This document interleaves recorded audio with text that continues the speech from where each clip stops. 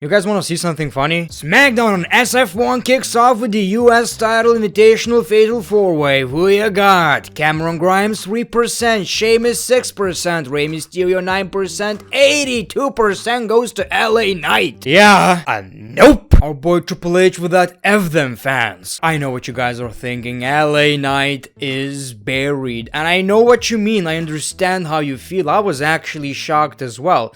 But let's look into it a little bit. First of all, I get what you're saying. They said he's gonna get pushed after Bray feud, then after WrestleMania, then after the draft, then he's going to win Money in the Bank, then he's going to win the United States Championship. Well, none of it really happened. Before this episode of SmackDown, I've seen rumors that WWE want a Latino champion, and that's exactly what we are going to get probably, and also that LA Knight is getting a push after SummerSlam. Not sure if I believe that right now. Seems kinda naive if I'm being honest. I just don't see why would WWE bury the guy. I've heard he's one of the top merch sellers in the WWE right now. His name is getting chanted at AEW shows. Maybe the United States Championship is not the title he's going to get, or maybe he's going to face either Rey Mysterio or Santos Escobar for the championship, but hear me out, people.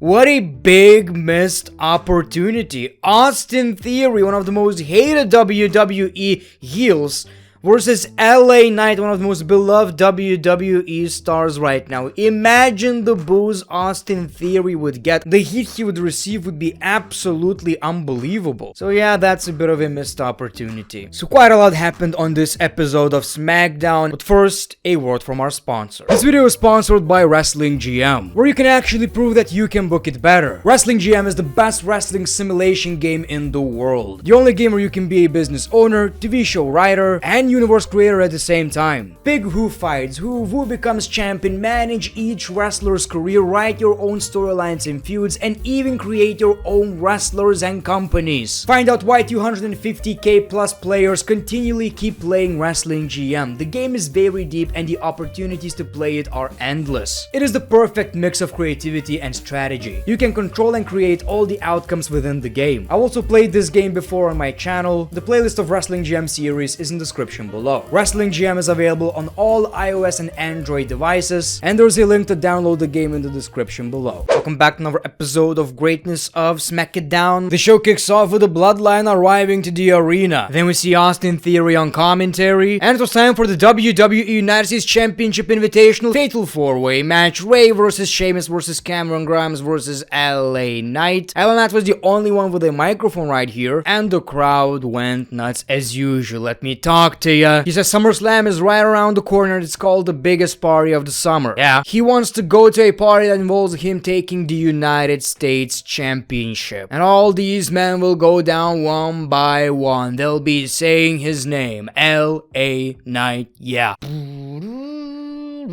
Wanna see your ass? Okay, this match honestly kinda shocked me, but like I've said, I'm trying not to overreact because that's what we wrestling fans usually do. So the match was really fun, as you can already imagine. Many great talent right here. I really enjoyed the match, and I was watching it very optimistically because I knew that LA Knight is going to take this W and we're all going to be happy right here, except I was deadly wrong. I was pretty relaxed during this match because I knew he's going to win. Austin Theory attacked Rey Mysterio, and then we got Santos Escobar, which actually built another match we're going to talk about. It was a fun match, ladies and gentlemen, you know, but I was shocked when Rey Mysterio actually won. It's not a bad thing, okay? It's great, you know, Rey is awesome, one of the GOATs, and we're going to see Rey Mysterio versus Santos Escobar in the finals. That's a pretty good match, you know. It's kind of weird. I always like these matches where we have two friends fighting, you know, a handshake,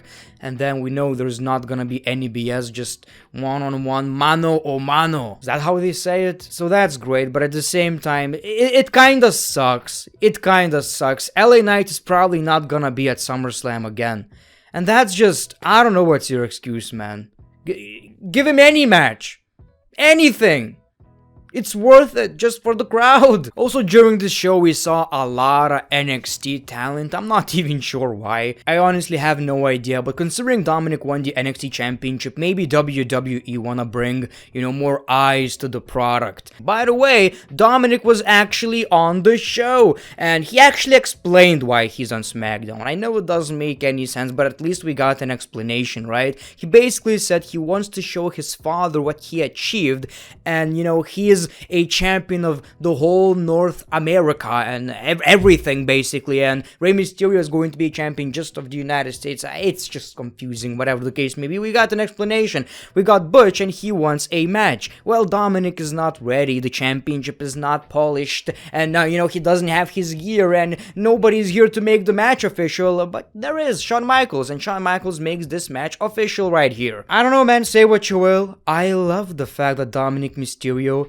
is the North American champion. I absolutely love it. I was shocked to find out how many people are angry about it. Also, Austin Theory wants a match against Santos Escobar, but he doesn't want that match to be for a championship. Weird decision by the WWE. If you're going to have this match anyway, why would you have it right here? And since we know the result of the match, he must face Austin Theory right now, right? Then we saw Charlotte Flair versus Io Sky, another decent match. Like, we got some really good wrestling on this show, and this show heavily focused actually on wrestling. We only got like 1 or 2 segments, I believe one longer segment, and that's it, which was in the main event. This was another fun match. Charlotte is back. It seems like she's more liked than usually lately, which is great because, let's be honest right here, she barely changed anything, so that's kind of surprising anyway. Also, seeing Io Sky growing on the main roster, that's really fun to watch. So Bayley was watching the match, and we got this weird video of Shotzi. Bayley got intimidated and left. The match continues, and Charlotte Flair won, which is okay, I guess. She has the Money in the Bank briefcase anyway. I don't think it matters that much that she lost. She wasn't squashed or anything.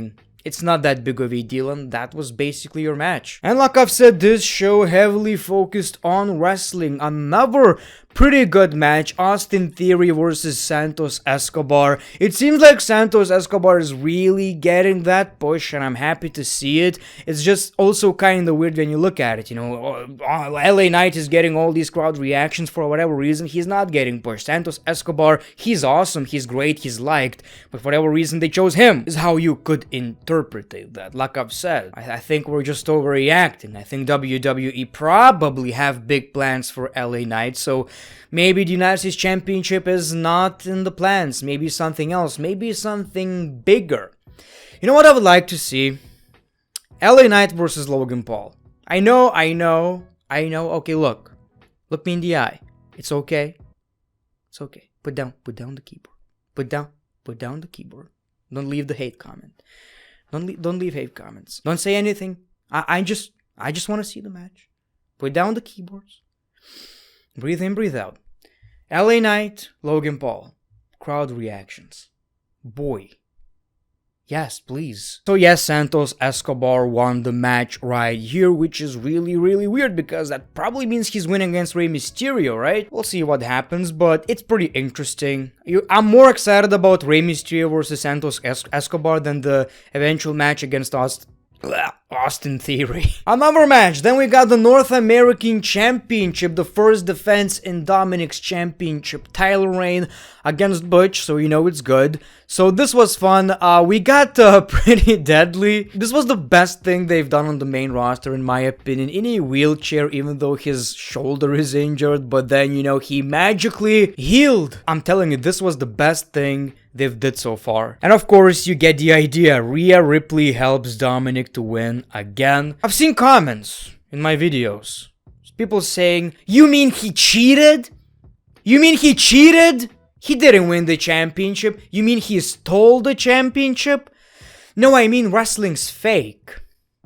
Now it's time for SummerSlam Rules of Engagement. This was actually pretty interesting. It was basically a contract signing, but Jay says we don't need to sign the contract. This is family business right here. He's not gonna forgive Roman for what he did to Jimmy Uso. That's why he's in the hospital right now, because of Roman Reigns. Roman wasn't taking any of it really seriously, calling him Little Jay. But Jay announced that it's going to be A tribal combat. Anything goes. He can do to Roman Reigns whatever he wants in that match. But that's when, it kinda got more serious. And the idea I got from this is that it's for the championship, but also for the right to be kinda the tribal chief. Like, it's really, really personal right now. The championship is almost secondary. Roman Reigns was just leaving, but Solo Sikoa wanted to attack Jey Uso. Roman Reigns didn't allow that to happen, which was really, really interesting. Not even sure why he did that. That was your SmackDown. Maybe Roman is just trying to be the bigger man,